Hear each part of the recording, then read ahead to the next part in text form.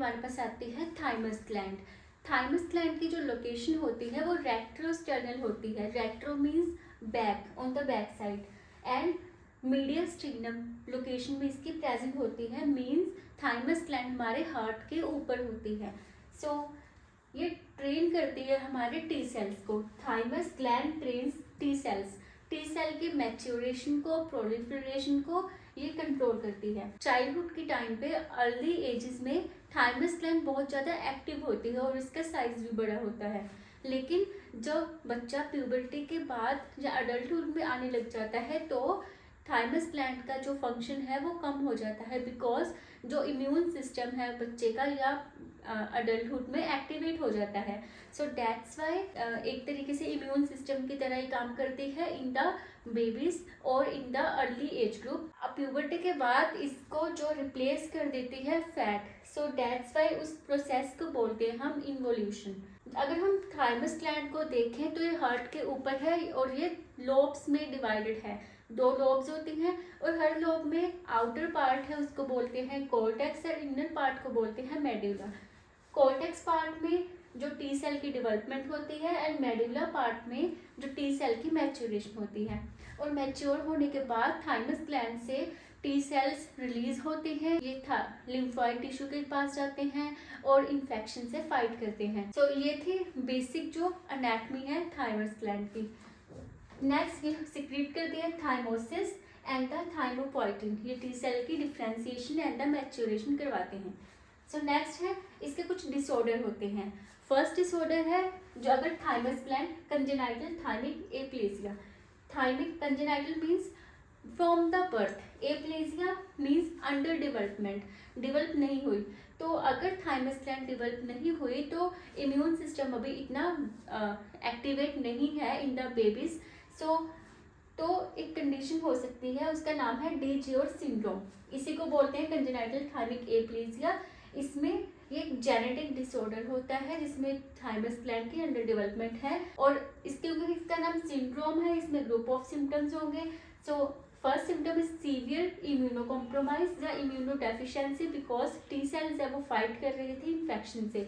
सो frequent infection होने के chances होंगे। सो ऐसी कंडीशन में हमें हैंड हाइजीन को प्रेफर करना है और बेबीज को जो सिक जो पेशेंट होते हैं उनसे दूर रखना है, बिकॉज वो पेशेंट बहुत जल्दी इन्फेक्शन ले सकता है। बेबीज बहुत जल्दी प्रोन होते हैं टू द इन्फेक्शन। नेक्स्ट है हाइपोकैल्सीमिया। ये रिलेट करती है हाइपोकैल्सीमिया से। हाइपोकैल्सीमिया की वजह से जो टेटनी और मसल स्पाजम देखने को मिल सकते हैं और इस कंडीशन में एक और चीज़ आती है कंजेनाइटल हार्ट डिफेक्ट्स। सो ये है सिंड्रोम। अब नेक्स्ट एक कंडीशन आती है थायोमस। ओमा जिसके पीछे आ गया means something related to tumour, tumour of the thymus gland. अगर ट्यूमर होगा तो टी सेल्स हैं वो अच्छे से ट्रेन नहीं हो पाएंगे और वो ऑटो एंटीबॉडीज प्रोड्यूस करेंगे। तो ये रिलेट करती है हमारे माइस्थीनिया कंडीशन से। माइस्थीनिया ग्रेविस में 50% चांसेस होते हैं कि पेशेंट को थायोमस हो और इस कंडीशन में हमें थाइमस ग्लैंड को रिमूव करना पड़ता है। और जब थाइमस ग्लैंड के रिमूवल को हम बोलते हैं surgical removal of the thymus gland is known as thymectomy. और थाइमेक्टमी होने के बाद जो चांसेस होते हैं इन्फेक्शन के, फॉर दैट्स वाई हमें प्रिकॉशंस लेने पड़ते हैं। और एक एम्प्लेक्स टिप, अगर थाइमिक एप्लेसिया है और वो फीवर के साथ है तो that will be your priority, that will be your emergency, because ये सेप्सिस की कंडीशन भी हो सकती है। Because babies are more prone to infection in that case because thymus gland is not yet matured. Let's solve an MCQ. A nurse is assessing a child with DiGeorge syndrome. DiGeorge syndrome एक deletion syndrome है जो एक genetic condition है. Genetic syndrome means group of symptoms. Which of the following findings required immediate intervention? So DiGeorge syndrome है जो ये deletion syndrome है एक तरीके का और इसमें congenital aplesia होता है हमारे thymic gland की। अगर थाइमिक ग्लैंड के एप्लेसिया है और वो रिलेट करते हैं हम पैराथायरॉयड ग्लैंड से भी, और बिकॉज इसमें एक पैराथायरॉयड हार्मोन जो पैराथायरॉयड ग्लैंड का भी डिसफंक्शन होता है। और अगर पैराथायरॉयड ग्लैंड का डिसफंक्शन होगा तो पैराथायरॉयड ग्लैंड हमारे सिक्रीट कर रही थी कैल्शियम, तो इन वाले पेशेंट्स में लो कैल्शियम भी देखने को मिलेगा। सो थाइमस ग्लैंड का फर्स्ट फंक्शन था हमारे टी सेल्स को मैच्योर करवाना, और इसमें एक और कंडीशन थी पैराथायरॉइड ग्लैंड। सो थर्ड थी कंजेनाइटल हार्ट डिफेक्ट्स, ये रिलेटेड है। सो फर्स्टली हमारे पास है child have low calcium and mild muscle spasm because of the low calcium. Next है child has blood work show low T cell count, that is expected because thymus gland की abnormality है, तो T cell count will be decrease. Next है child has temperature of 102 degree Fahrenheit और 38.9 degree Celsius, that have to be considered.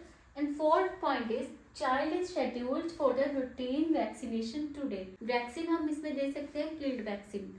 सो इसमें से कौन सा ऐसा पॉइंट है जहाँ पे इमीडिएट इंटरवेंशन की जरूरत है? सो फर्स्टली ये एक्सपेक्टेड है because of the low calcium और पैराथायरॉइड ग्लैंड हमारी अफेक्टेड है। TLC, this is expected, thymus gland is involve in it, and routine vaccination ये इमीडिएटली हम नहीं। So last point is child has temperature of the 102 degree Fahrenheit. So ये condition plus fever, this is the emergency, और ये sepsis की condition हो सकती है। सो इमीडिएट इंटरवेंशन इसमें लेने की जरूरत है। नाउ